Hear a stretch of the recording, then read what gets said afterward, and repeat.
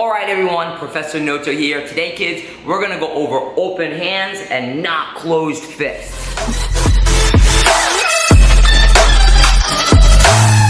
Alright, so here we are, Professor Noto here. We're gonna go over the importance of knowing how to protect yourself with your voice, and you can use your hands in an open way and not have to clench these fists, because once you clench these fists, now it's on. And we don't want fights to happen. We don't want you to be in any fights. Even if you're training in the martial arts, the whole point of training in the martial arts is so that you can develop skills so that you don't have to use them in that way. If worse comes to worse and someone is hitting you, then of course we want you to protect yourself and use your hands. But if you can get it to a point where you can protect yourself without hurting someone, then obviously that is the best solution.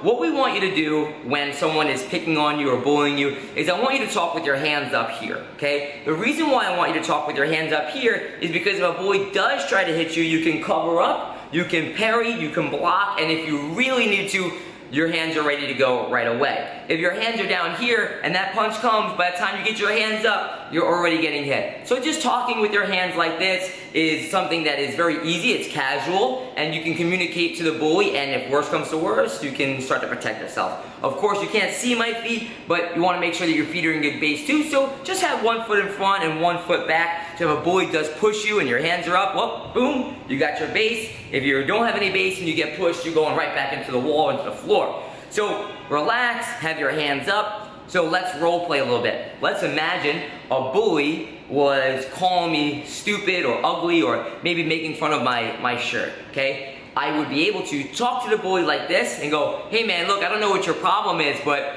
I love my shirt and I know I'm not stupid. If you want to think I'm stupid, that's fine, that's on you. But for me, I know I'm smart and I love this shirt, okay? So just do me a favor and just leave me alone, okay? I'm gonna go over here with my real friends. Notice how the whole time I'm talking, I'm protecting myself, and at no point did I need to be aggressive or threaten or anything like that, okay? Next thing we want to do with our hands if a bully is continuously picking on us is I'm going to open up my arms like this. That means my hands are in front of me, so they're not like this. And I'm going to use my voice and I'm going to say, stop, leave me alone. And I want to say this with confidence. So I don't want to go like this, stop, leave me alone. Please, like stop, leave me alone. No, we need to have confidence when we do this. Stop! Leave me alone! Stop! Leave me alone! Look how my hands are in front of me, so I'm not allowing the bully to get anywhere near where my face would be. And even if I couldn't use my voice because I was nervous, which is completely okay to be nervous, if a teacher sees me like this, right? If a teacher sees me like this is a sign to them that they probably need some help, right? So keeping those hands up.